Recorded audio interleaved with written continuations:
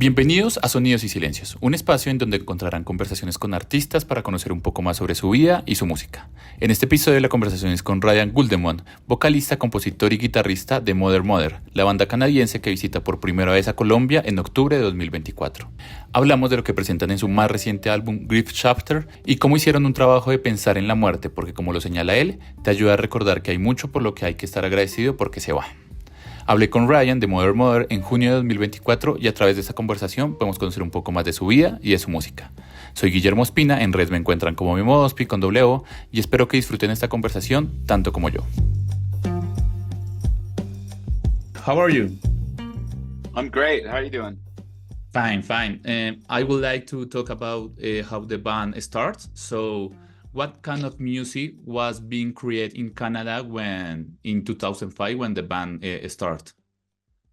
In Canada? Yeah. It was like the orchestral sweeping grand indie rock explosion. So like Arcade Fire was really popular at that time, like kind of redefining indie rock music. Talk about from the new album. This year you have released the night album for the band, Grief Chapter. What kind of sounds you want to explore on this album?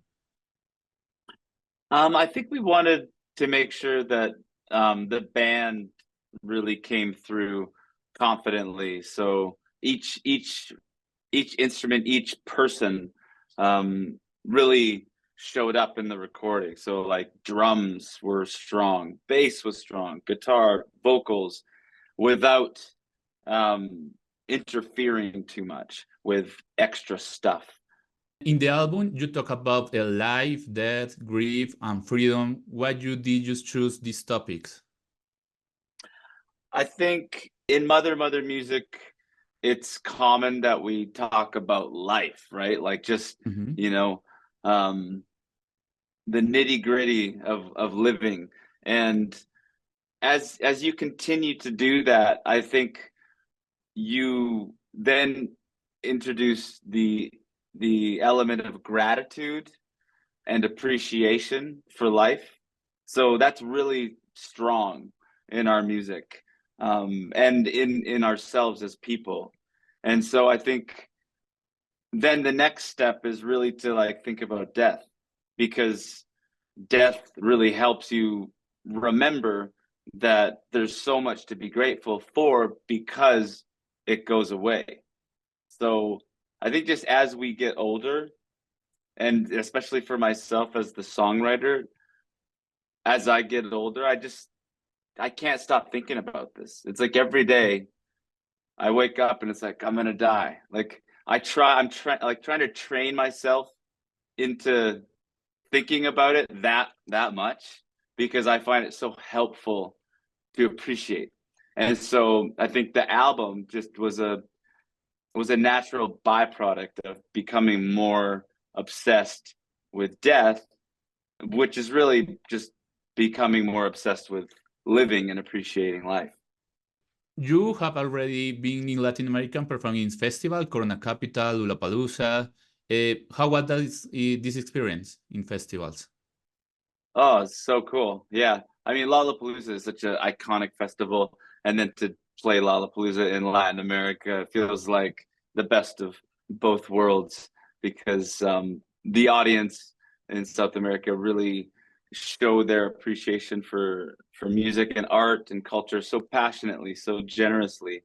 And it's infectious. It kind of gets into our body and soul, and you feel like you're kind of levitating at those shows. And now you return to Latin American, but the first headline show, no, only is the solo show.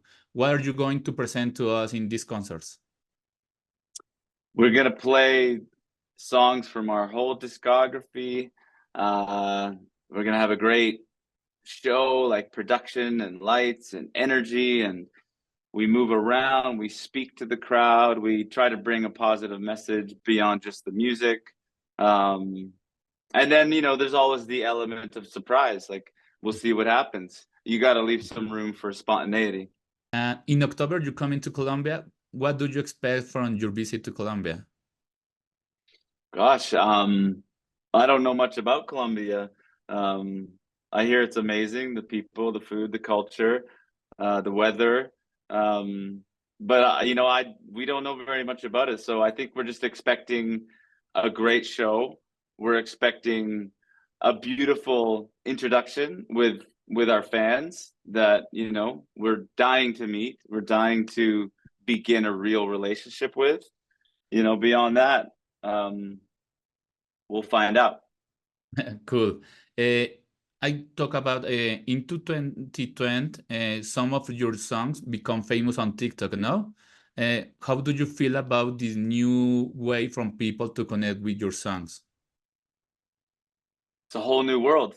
It's very different. I was thinking about like when it was CDs, right? Like before streaming.